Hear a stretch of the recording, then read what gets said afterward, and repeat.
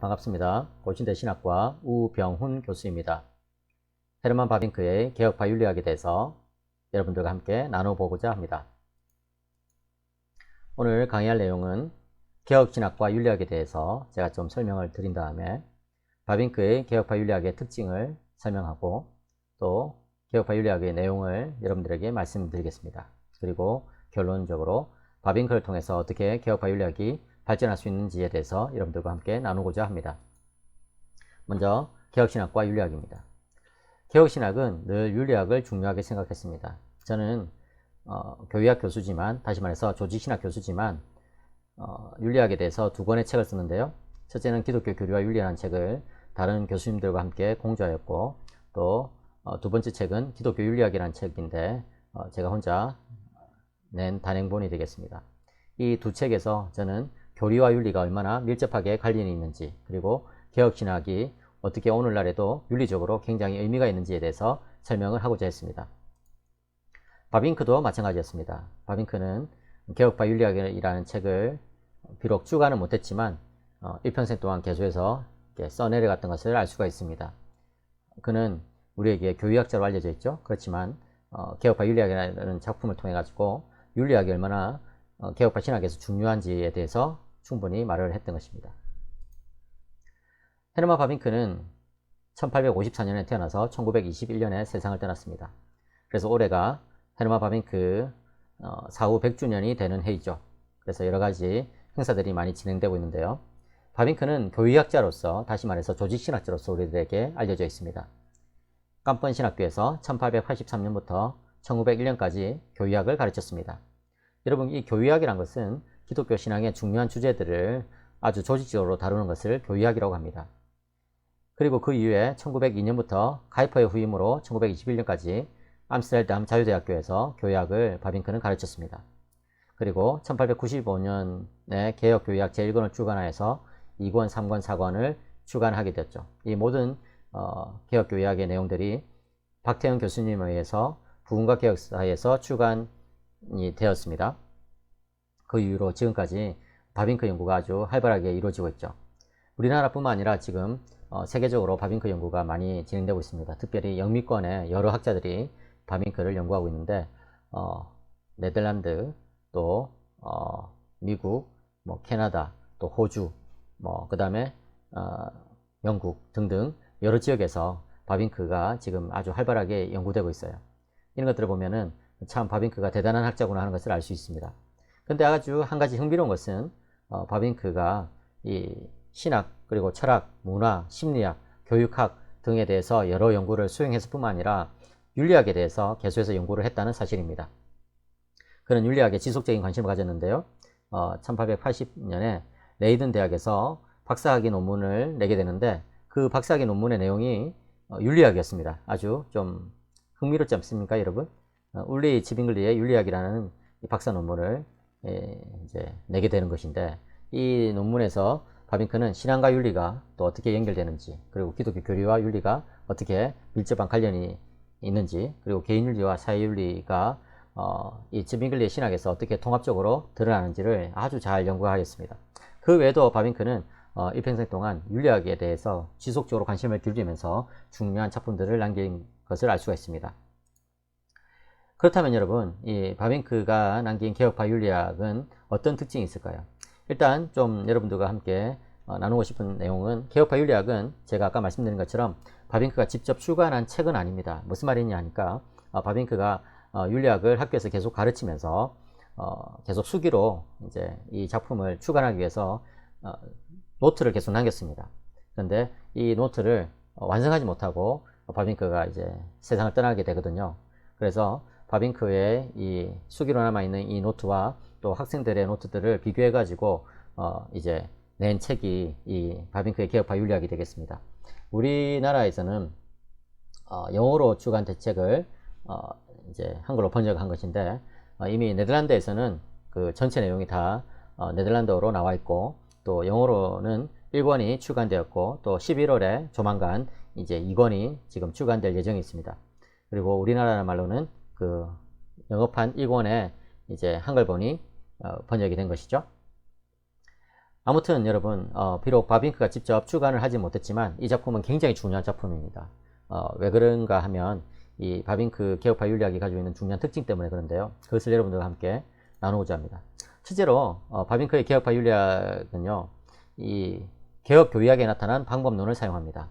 이 개혁교의학과 개혁파 윤리학은 작성 시기가 겹치는 것이죠. 다시 말해서 바빙크는 이 개혁교의학을 계속 이제 써내려가면서 또 개혁파 윤리학이라는 이 작품도 같이 점점 이제 써내려간 것이었는데, 개혁교의학은 다 주관을 했지만 개혁파 윤리학은 주관을 하지 못했죠. 아무튼 이 시기가 겹치다 보니까 유사성이 많습니다. 특별히 이 개혁교의학의 방법론을 바빙크가 종합적 발생론적 방법론이라고 부르고 있습니다.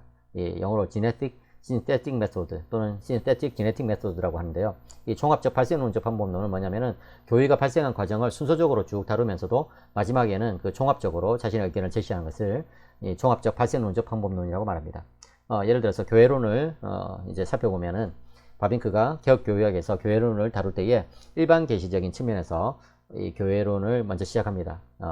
인간은 사회적 동물이다, 이런 아리스토텔레스의 말을 인용한다든지 인간이 가지고 있는 사회성에서부터 이제 출발하는 것이죠. 그리고 나서 바빙크는 그러면 이제 성경은 이 교회에 대해서 무엇을 말하느냐 해가지고 구약 성경과 신약 성경을 다루고 있습니다. 그뿐만 아니라 중간기 문헌도 다루고 있죠. 중간기 문헌이라는 것은 구약 성경과 신약 성경 사이에 나타나는 그런 문헌들을 뜻합니다. 그리고 바빙크는 교회사의 중요한 인물들의 교회론을 다루고 있습니다. 뭐 교부, 또 중세, 종교개혁 시대, 또 후기 종교개혁 시대를 다루고 있는데, 특별히 교부에는 아구신수를 절대 빼지 않죠. 예. 그리고 중세에는 토마스 아퀴나스를 또 반드시 다뤄주는 것을 볼 수 있습니다. 종교개혁 시대는 루터, 칼빈을 다루고, 후기 종교개혁 시대는 뭐 아주 중요한 사람들을 많이 다루고 있습니다. 푸치우스라든지 투레티난이라든지 그런 사람들을 다루고 있죠. 그리고 그 다음에 이제 바빙크는 계몽주의와 그 이후 시대의 철학자들, 칸트, 헤겔, 슐라이마우, 쉘링 뭐 이런 사람들의 내용들을 또 다뤄줍니다. 왜냐하면 이 철학자들도 기독교회에 대해서 이제 또 중요한 이야기들을 했거든요. 물론 그런 내용들이 성경과 맞지 않을 때에 바빙크는 분명히 비판을 하죠. 예. 그리고 당대의 신학자들, 대표적으로 뭐 하르락이나 카프탄이나 밀러 이런 사람들의 그런 교회론을 다루고 있습니다. 그리고 나서 바빙크는 자신의 이야기를 성경 구절을 직접 추석하면서 제시하고 있습니다. 그리고 이 모든 내용들을 종합적으로 교의학적으로 표현을 한 다음에 때로는 적용까지 제시한 것을 볼 수 있는데요. 이것이 바로 종합적 발생론적 방법론인데, 이런 방법론을 바빙크는 개혁교의학에서 일관성 있게 사용하였죠. 그런데 그 내용을 개혁파 윤리학에도 적용한 것을 볼 수가 있습니다. 그러니까 개혁파 윤리학은 굉장히 배울 것이 많다는 것이죠. 왜냐하면 기본적으로 이 성경적인 내용들, 그 다음에 또 교회사적인 내용들, 이런 것들을 많이 담고 있기 때문에 그렇습니다. 예를 들어서 개혁파 윤리학을 보시면은 교부를 인용하는데요. 개혁파 윤리학 전체를 보시면은 아우구스티누스가 100위에 정도 인용되고 있습니다. 그리고 테르툴리아누스라든지 크리소스토무스, 오리게네스, 뭐 키프리아누스, 클레멘스, 바실리우스, 뭐 여러 교부들이 많이 인용되고 있는 것을 볼 수 있습니다. 제가 지금 말씀드린 것은 이 네덜란드어판에 인용된 것을 기준으로 말씀드린 것입니다. 그리고 개혁파 윤리학에는 중세 제자들도 많이 인용되어 있어요. 아까 말씀드린 것처럼 토마스 아퀴나스라든지 또 스코투스 이런 사람들, 그리고 초기 근대의 로마 카톨릭 신학자 중에 벨라르미누스라는 사람, 영어로 벨라르민이라고 하죠. 이 사람이 또 많이 인용된 것을 볼 수 있습니다. 그리고 로마 카톨릭의 이 교리들을 정리한 덴칭거도 뭐 12번 정도 인용되는 것을 볼 수 있습니다. 이처럼 개혁파 윤리학에는 윤리학의 중요한 주제들을 고대 저자들부터 시작해가지고 역사적 순서를 따라서 많이 다룬 것을 볼 수 있습니다. 이 바빙크 제자들이 바빙크 신학의 중요한 특징을 이제 이야기할 때 항상 빠지지 않는 이야기가 뭐냐면, 바빙크는 신학을 역사적으로 이렇게 접근해서 다뤘다는 거예요. 그래서 역사의 중요한 신학자들의 내용들을 잘 정리해가지고 이제 알려줬다는 것이죠. 그러니까 바빙크가 지금 뭐 죽은 지 100년이 지났지만 그런 역사적 내용들은 변하지가 않거든요. 물론 역사에 대한 해석은 달라질 수 있겠지만 어쨌든 이 어떤 사람이 1차 자료에서 이런 이야기를 했다는 것은 변하지 않잖아요. 그죠? 예, 그런 것들을 바빙크가 매우 잘 정리하기 때문에 개혁파 윤리학은 뭐 지금도 아주 중요한 그런 사료로서 가치가 있는 것이죠. 또 둘째로 교의학과 윤리학의 연결성을 개혁파 윤리학이 잘 보여주고 있습니다. 이 개혁파 윤리학은 교회학적 내용들을 본격적으로 다루지는 않아요. 그렇지만 교회학적인 내용들이 필요할 때는 언제든지 소환해가지고 다뤄주는 것을 볼 수 있습니다. 여러분, 윤리학과 교회학은요 상호 보완적입니다. 현대의 개혁파 윤리학자 중에 유명한 사람인 요컴 다우만은 윤리학 없는 교의학은 공허하고 교회학 없는 윤리학은 맹목적이다 이런 말을 남겼습니다. 또 아브람 카이퍼, 바빙크와 동시대 사람이죠. 이 아브람 카이퍼는 윤리학이 교회학적 근거를 상실하면 나무의 뿌리는 병 들어가는데 나뭇가지만을 들고 주문을 외우려는 것 같다 이런 말을 남겼습니다. 아브람 카이퍼 당대에 여러 이제 그 독일의 신학자들이나 또 네덜란드의 신학자들은 교리는 무시하면서 그냥 윤리만 중요하다 이렇게 이야기한 적이 있었거든요. 예, 그런 것들에 대해서 카이퍼가 비판을 한 것이죠. 이 헤르만 바빙크도 마찬가지입니다. 그는 기본적으로 자신이 교육학자로서 그렇게 이제 자리매김되기를 원했지만 윤리학을 절대 무시하지 않았고 윤리학을 가르치면서 교육학적인 토대를 아주 굳건히 했던 것을 또 알 수가 있거든요. 예, 그래서 이 작품을 보면 교육학과 윤리학이 얼마나 긴밀한 연결성을 가지는지 우리는 배울 수 있습니다. 또 바빙크는 윤리적 주제들을 성경에 근거해서 다루는데요. 성경 주석을 매우 중요하게 여겼습니다. 여러분 개혁교의학을 보시면요. 1, 2, 3, 4권에 전체적으로 성경이 몇 번이나 인용되어 있는지 아십니까? 제가 그것을 조사해 보니까 19,297번 정도 성경이 인용되어 있더군요. 예, 대단하지 않습니까, 여러분? 1, 2, 3, 4권의 책을 이게 쓰는데 와, 거의 2만 번 가량의 성경 인용을 한다는 것이죠. 그것은 그가 정말 철저하게 성경적인 그런 교의학을 전개시키고 싶었다 이런 것을 우리에게 알려주는 것인데요. 이 영어로 된 개혁파 윤리학의 제1권만 하더라도 약 2209절 이상이 인용되어 있는 것을 우리는 알 수가 있습니다. 안타깝게도 이 개혁파 윤리학의 네덜란드 번역판에는요 성경 인덱스가 없어요. 예, 참 그 중요 인용된 저자 인덱스는 있는데 성경 인덱스가 없는 것이 굉장히 이제 아쉬운 점이죠. 그런데 반대로 이 영어판 개혁파 윤리학에는 그 성경 인덱스가 잘 되어 있습니다. 그런데 아무튼 이 개혁파 윤리학에서 이렇게 많은 구절들을 인용해 가면서 이 윤리를 설명한다는 것이죠.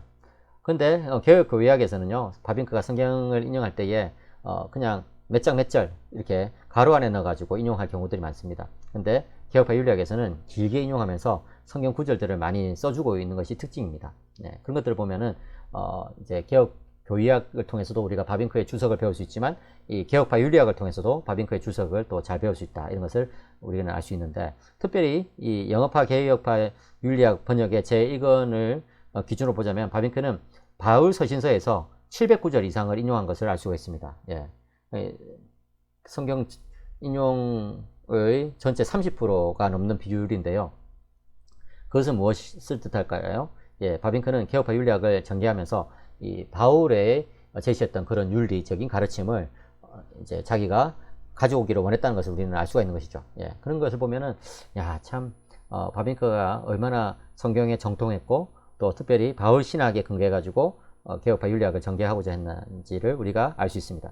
물론 또 이제 바빙크가 직접 성경을 설명하는 구절들도 많지만 또 많은 경우에는 그 구절에 대한 교부들의 성경 해석이나 또 종교학자들의 성경 해석을 가져온다는 것이 또 아주 중요한 특징이에요.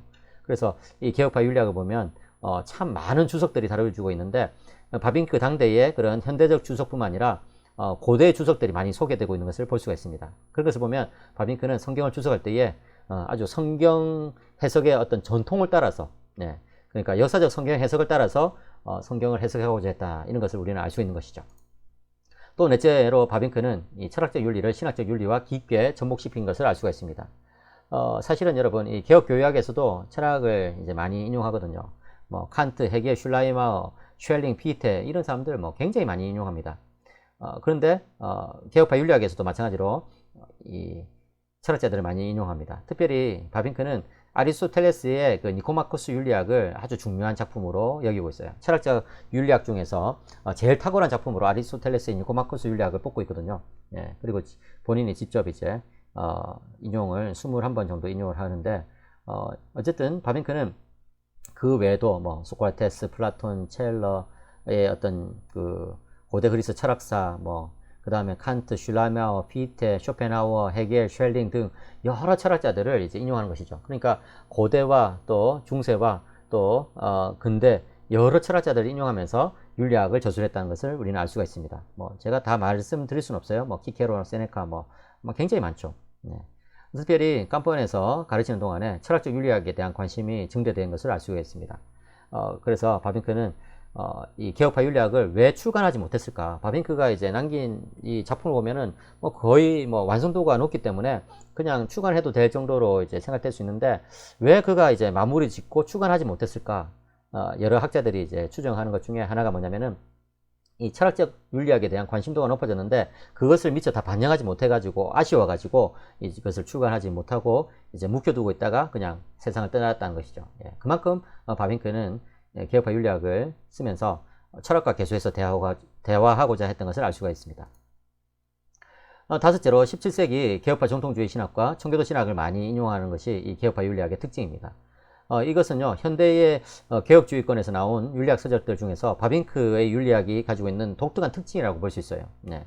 여러분, 이 현대의 개혁파 윤리학 작품들을 보면은, 여러 작품들을 많이 인용하긴 하지만, 청교도 작품을 많이 인용한다든지, 또 17세기 개혁파 정통주의 신학을 많이 인용한다든지, 이런 것은 별로 많지가 않습니다. 예를 들어서 존 프레임의 작품을 봐도 그래요. 그런데, 이 바빙크의 작품을 보면은, 야, 정말 이 17세기 정통주의 신학과 청교도 신학 작품들을 굉장히 많이 인용하는 것을 알 수 있는데 어떤 경우에는 한 챕터 전체에서 이들의 신학적 윤리학을 그냥 집중적으로 다루는 것을 볼 수가 있습니다. 예, 이런 것을 보면은 바빙크가 얼마나 이 17세기 신학을 잘 알고 있었고 또 17세기 신학의 중요성을 그렇게 부각시키고자 했는지를 알 수 있는 것이죠. 물론 바빙크는 루터라든지 지빙글레이, 멜랑히톤, 칼빈, 베자 등을 비롯한 이런 우리시누스 이런 사람들을 비롯한 16세기 저자들도 많이 인용하죠. 그렇지만 이제 17세기 저자들도 그에 못지않게 많이 인용한다는 것이죠. 예. 이 인용한 횟수를 보자면 바빙크는 칼빈을 117회 정도 인용하면서 굉장히 이제 개혁파 윤리학에서 그 칼빈을 많이 인용하는 것을 볼 수가 있는데 개신교 정통주의자들의 작품도 그에 못지않게 굉장히 많이 인용해요. 예를 들어서 드무어라든지 푸치우스 이런 사람들은 100번 이상 인용하죠. 그 외에 윌리엄 에임스, 퍼킨스, 이런 청교도들 굉장히 많이 인용합니다.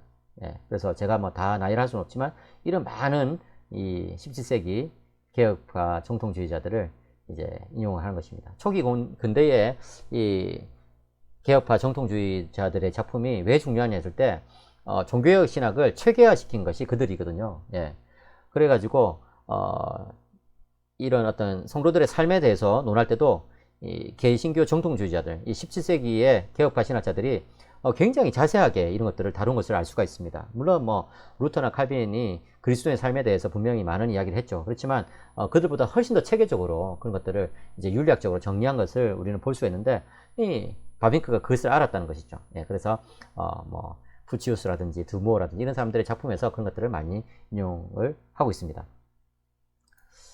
여섯째로 바빙크는 자신의 당대의 다양한 저자들을 인용하면서 그들과 대화하면서 윤리학을 전개했습니다. 그래서 부트케, 로테, 필마르 이런 사람들을 많이 인용하고 카이퍼도 77에 가량 인용하면서 이제 글을 쓴 것이죠. 아주 특징적으로 이 찰스 다윈을 17번 인용하는데요. 이 다윈을 이제 굉장히 많이 비판을 했습니다. 예. 바빙크는요, 이 개혁교의학에서 다윈주의와 기독교는 절대적으로 이제 양립할 수 없다. 예, 아주 대척점에 서 있다. 이렇게 주장을 했거든요. 그런 논조를 개혁파 윤리학에서도 분명히 이어가고 있습니다. 사실 여러분, 이 다윈주의, 특별히 이 자연주의적인 그런 진화론을 받아들인다면 윤리학이란 것이 성립이 되겠습니까? 사실은 말하기가 힘들어요. 예, 말하기가 힘들다고요. 근데, 바빙크는 그런 것을 이제 분명히 지적하고 넘어가는 것이죠. 어쨌든, 자기 당대에 많은 이제 학자들을 언급하면서 개혁파 윤리학을 저술한 것을 볼 수 있습니다. 예. 그리고 바빙크는 이 성경을 기초로 하면서도 고대에서부터 현대의 이런 다양한 저자들과 대화하면서 또 대결하면서 이 고유한 개혁파 윤리학을 확립한 것을 알 수 있는 것이죠. 그래서 그렇기 때문에 여러분, 이 바빙크의 개혁파 윤리학은 100년이 지난 지금에도 아주 중요한 작품이다. 이런 것을 우리는 알 수가 있습니다. 그렇다면 이제 바빙크 개혁파 윤리학의 내용을 간단하게 살펴보겠습니다.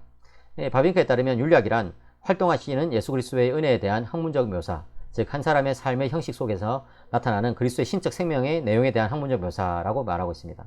그리고 윤리학의 과제는 거듭난 인간 속에서 영적인 삶의 탄생, 발전, 나타남을 서술하는 것이다. 이렇게 이야기하고 있어요. 예. 좀 더 간단하게 말하면 윤리학의 핵심은 예수 그리스도를 담는 것이란 거예요. 예. 이미타티오 크리스티라고 이제 라틴어로 말할 수 있죠. 그리스도를 본받는 것. The imitation of Christ. 예, 그죠? 예수님을 담는 것이죠. 예. 이런 것에 대해서 바빙크는 삼일체론적으로 아주 집중력 있게 이제 설명을 하고 있는 것을 볼 수가 있습니다.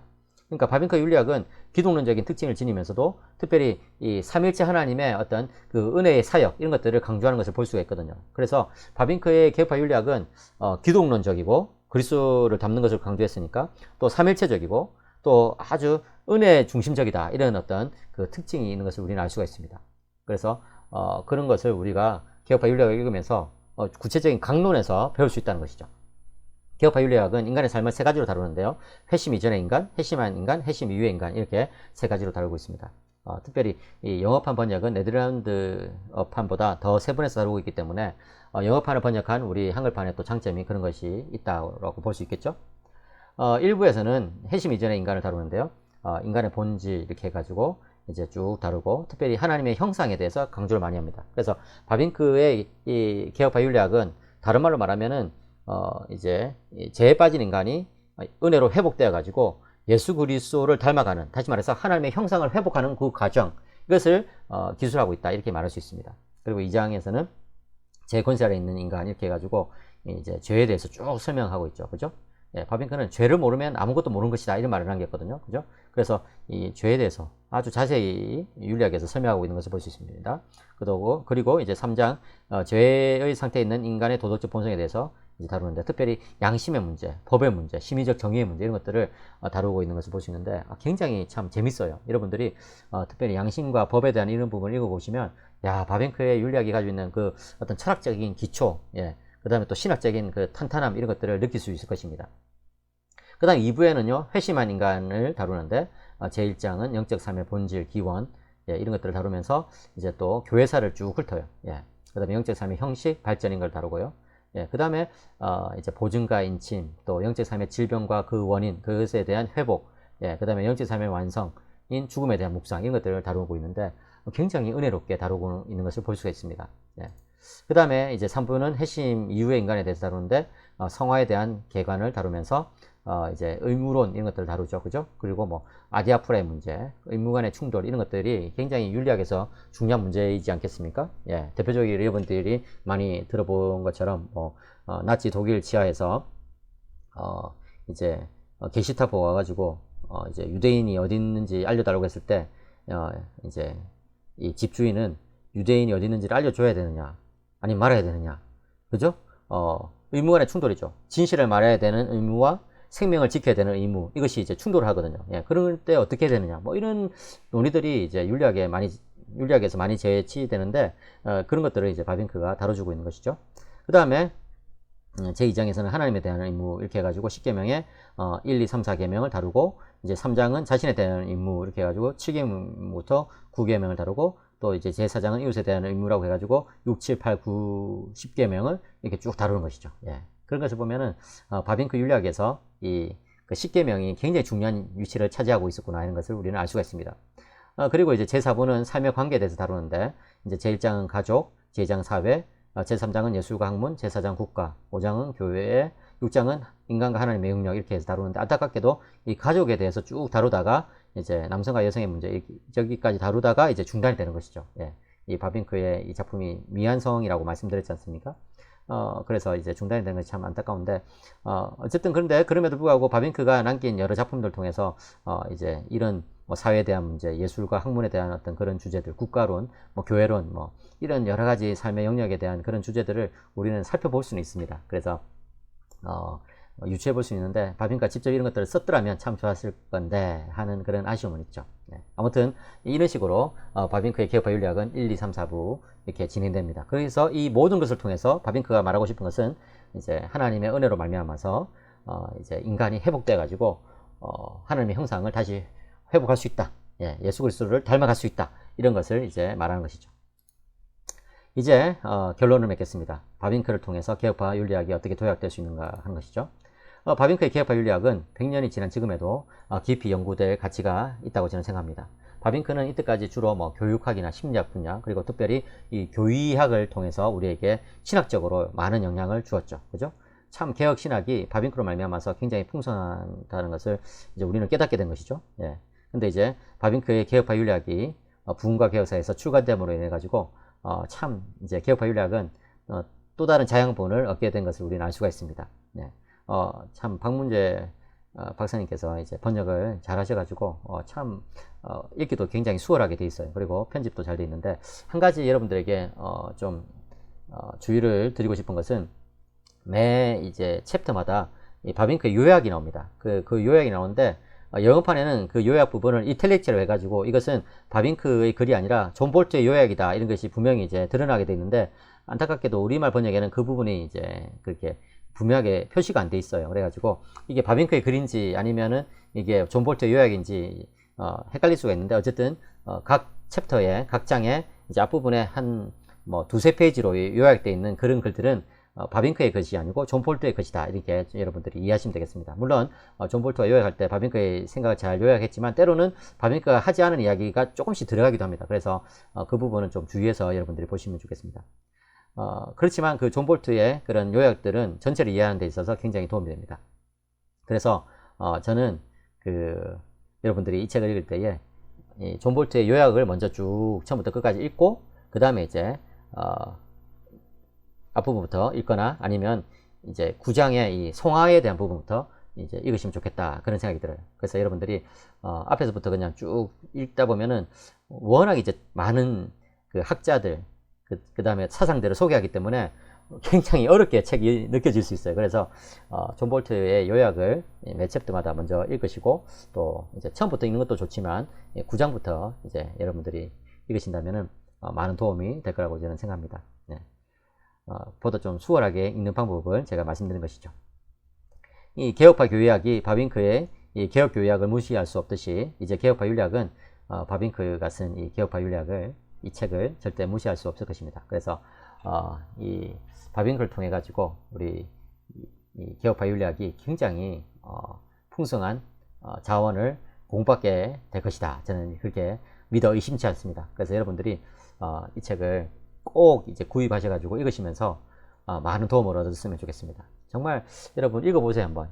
정말 은혜가 됩니다. 예, 제가 아는 어떤 목사님은 개혁파 윤리학을 읽다가 뭐 눈물을 흘렸다 이런 이야기를 하셨는데 저도 마찬가지예요. 이 작품을 읽다가 야 정말 많은 감동을 느꼈고 또 특별히 요즘 한국 사회가 굉장히 혼란스럽고 또 교회의 어떤 그런 문제들 때문에 참 많은 사람들이 좀 힘들어 하잖아요. 그죠?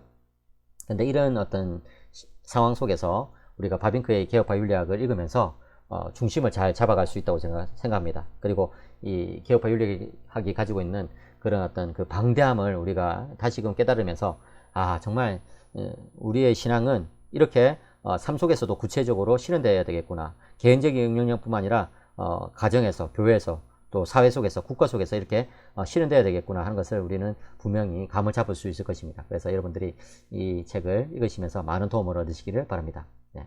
이상 저는 바빙크의 개혁파 윤리학을 여러분들에게 소개해 드렸습니다. 네. 감사합니다.